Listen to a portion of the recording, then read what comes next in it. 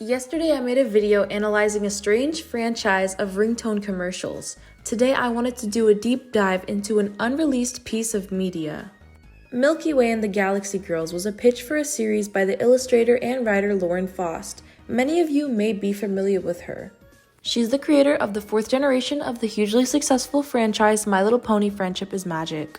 So the show Milky Way and the Galaxy Girls was an original concept that focused on the lives of teenage girls that was based off of the solar system. The designs are incredibly gorgeous, and ever since I was younger, I have always appreciated how pretty they look. When I was younger, I found out about the series through a fun facts video on YouTube. So let's begin discussing the designs. Milky Way was the main character. She had a star theme to her. She had blonde hair and blue eyes. Her color palette was mainly navy, light blue, and light yellow.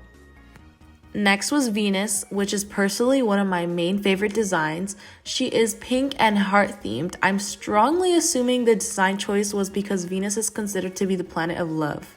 She has a beautiful and feminine flowy design to her. She is mostly pink and she has these super pretty ballet roller skates. Next is Jupiter. She's this super earthy character with lightning bolt earrings, blue eyeshadow, and a nude color scheme. Next is Pluto. She was designed to be this rocker punk character with skulls, spiky black hair, and spiky accessories. Very angsty character. I could totally see her being my favorite when I was a middle schooler. Mars is the next design. She is designed to look like an alien with her fun, colorful, and vibrant outfit. The colors are complementary, and she has striped socks that are really translating to the type of personality her character has. She wears UFO earrings and has a quirky style to her. Next is the Sun. I didn't expect her to have a character because she's not a planet, but she has a really cute design, and she has this beautiful afro and sun-shaped earrings and vibrantly yellow outfit. The eyeshadow ties in perfectly with her design and her outfit. Uranus is the next one, and she personally reminds me a lot of Twilight Sparkle, mainly because of her studious look. She's rocking a school outfit, apple earrings, and some glasses. You can tell Uranus was intended to be the smart character. Oh my goodness, you guys, the moon. So the moon is literally my favorite. She is so adorable and so flowy. I love how she's designed to be emotional and sentimental because the moon is typically associated with tides, ebb and flow, and symbolism for how emotions are fluid and flowy. Definitely a smart character design choice. She's wearing all silver and her hair is wavy. So our next character is Mercury. Her design is silver and she was given short hair and wings on the side of her head. Her outfit is reminiscent of the early 2000s fashion with the whole tracksuit going on. And she's actually based off of the Mercury god messenger in the Roman times of Roman gods. In the times of the Roman gods, it was considered that Mercury was the messenger, and Mercury was typically depicted to have wings on the side of the helmet and the shoes, and I think it's very smart how much research was put into these character designs. I love the research and the attention to detail. So the next design is Saturn. She was given all sorts of hoops and jewelry to represent the ring around Saturn. I'm not the biggest fan of the color palette. I feel like she could have had more of a magenta color, but I love the eyeshadow and I feel like it's such a cute detail. I love the gold jewelry and the piercings. I think it just adds such a good vibe and character to her design.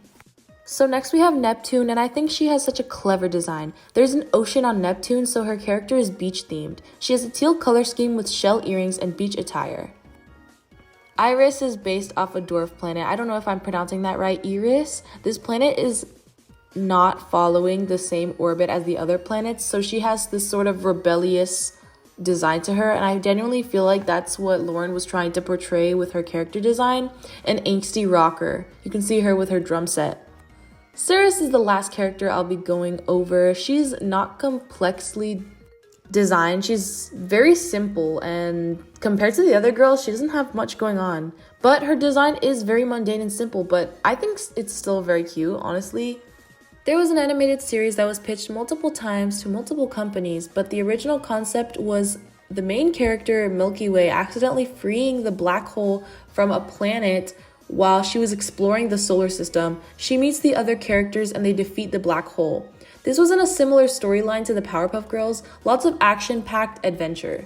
So the companies that were going over this pitch did not like it because they felt that young girls would not like this sort of action-packed type of media, which is kind of ridiculous because every girl that I knew loved the Powerpuff Girls, and the Powerpuff Girls was very action-packed, but whatever. Anyways, instead of this pitch, Lauren Faust was given the task to make something that was deemed more feminine, which this is when she decided to remake My Little Pony. The Milky Way and the Galaxy Girls idea was shelved. Now, I vividly remember learning about this show when I was younger and always feeling so bummed out that this concept was never materialized into a show. But at the same time, if we had Milky Way and the Galaxy Girls, we probably would never had the iconic My Little Pony Friendship is Magic show that we had. And to think of a world without My Little Pony Friendship is Magic is absolutely crazy, because that show was another huge part of my childhood. And honestly, just a huge part of pop culture. I'm not sure if Milky Way and the Galaxy Girls would have had the same impact as My Little Pony, because My Little Pony is absolutely incredibly popular. It was everywhere. It obviously has died down at it. It's been a very long time since the Friendship is Magic show has been aired. It's been over for a while now. But it is just so baffling. Like, I could just not imagine culture without My Little Pony. Bronies were such a huge part of early internet development, and it's very evident in various parts of our internet culture. Every early website had a picture of a My Little Pony character. And there's so much internet My Little Pony fan slang, like brony, Pegasister, all of those things. At the end of the day, My Little Pony was an extremely huge success, so I think it was a win either way. But even though the show was never put into production, we can still appreciate the beauty of the lovely designs. And Lauren stated that the show was inspired off of the Strawberry Shortcake series, which was different. Girls who represented different pastries and berry fruits going about their everyday lives. And Strawberry Shortcake was another big part of my childhood and the childhood of my other peers.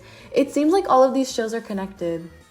Lauren made various plushies of the characters for the series, and she seemed to be very dedicated to the creation of it.